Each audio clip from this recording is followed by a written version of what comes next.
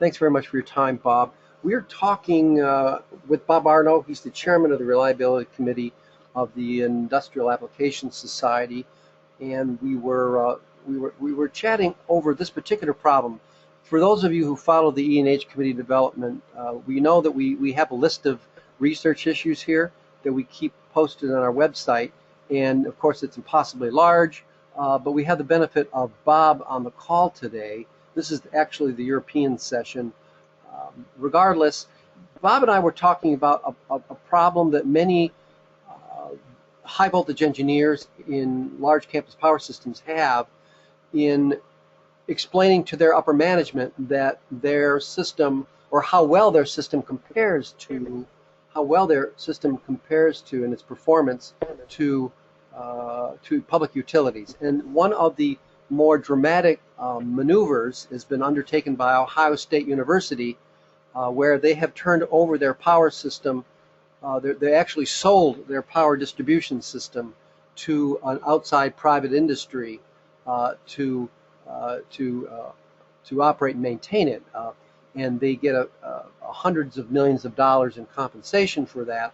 And what's left then is a criteria for how that campus power system, which we know will likely be compared with the standard for public utilities. What is the basis of a comparison to say, for example, if other universities and other trustees, other regents get the idea, well, look at what Ohio State did. They sold their whole power system to a private company to own and operate for 30 years. Why don't we do that? Let's get some money for that, and we can drive it into the faculty.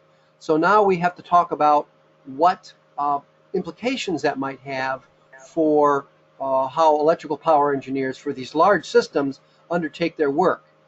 And it would include people that are directly employed by the university. It would also include those individuals who are the engineering managers for delivering reliable service to a university. In the case of the University of Michigan, for example, where I've been for 35 years, a power outage will run you 100,000.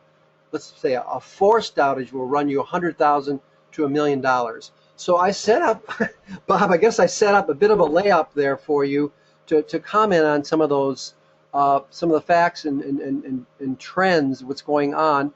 And as somebody who's probably the first name in quantitative methods of reliability, maybe you have some thoughts on how that particular electrical engineer or how the management of campus facility systems would be able to deliver reliable power at a reasonable cost. And I guess we would probably approach that from a purely technical standpoint. What are your thoughts on what I just said, Bob? Well, I have several thoughts. I see the Department of Defense moving the same direction as these campuses are. In other words, they're taking their distribution of their forts and bases, and they're turning it over to commercial companies in order to again reduce the cost of having power to their entire organization. I see a lot of issues going on with the infrastructure not really being supported as well as it was previous to turn it over to commercial organizations. I see a lot of corners being cut. So what I see is I see the IEEE Gold Book standard basically identifies utility availability of 3 nines and an 8, and I see that that numeric has been kind of verified over the years in different circumstances and different distribution systems. So that 3 nines and an 8 basically is seems to come true, even though it's an older addition to the Gold Book. It seems to be coming true with supporting the availability of a distribution like that. So as you know, the university uses the benchmark as dollars per hour that's lost, where the Department of Defense uses a benchmark as hours of mission loss. So both is a different. Both are crucial and critical. Both is a different focus. But ultimately, you will see that what's happening is more interest in smart grids, more interest in a smaller distribution of standby power, more interest in investing in alternate power sources, whether it's a generator, whether it's solar, whether it's wind, but alternate power sources that will supplement this 3 nines and an 8 availability of the utilities. Mm-hmm. So you see that a lot across the board, whether the focus is again is mission for the Department of Defense, or if it's dollars in the commercial, or in this case in the university field.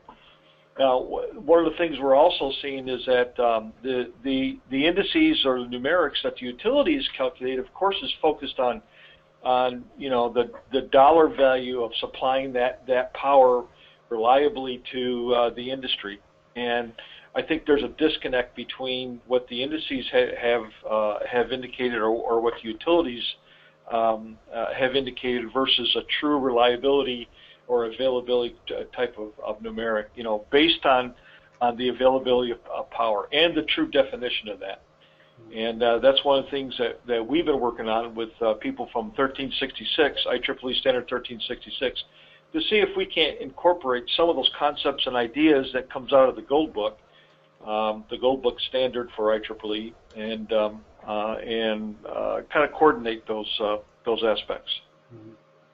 Well, it's a very large topic. This is the one we're speaking of, and we mentioned this one because this is what rules or governs reliability. This is the go-to document for public service commissions when you're dealing with a co-op or a public-owned utility.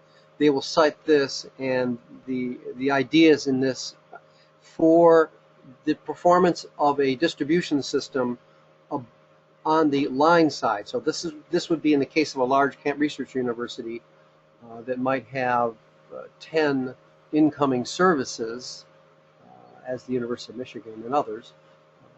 This is what they would use as their criteria. But once it comes into the campus, hits those terminals, something different happens. It goes underground.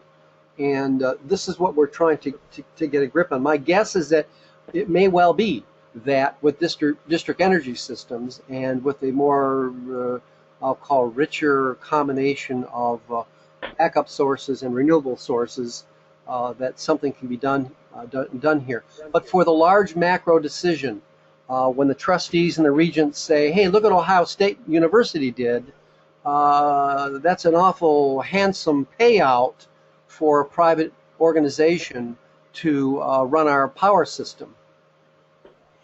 A much more complicated decision. What are the criteria that are used before and after that transaction takes place?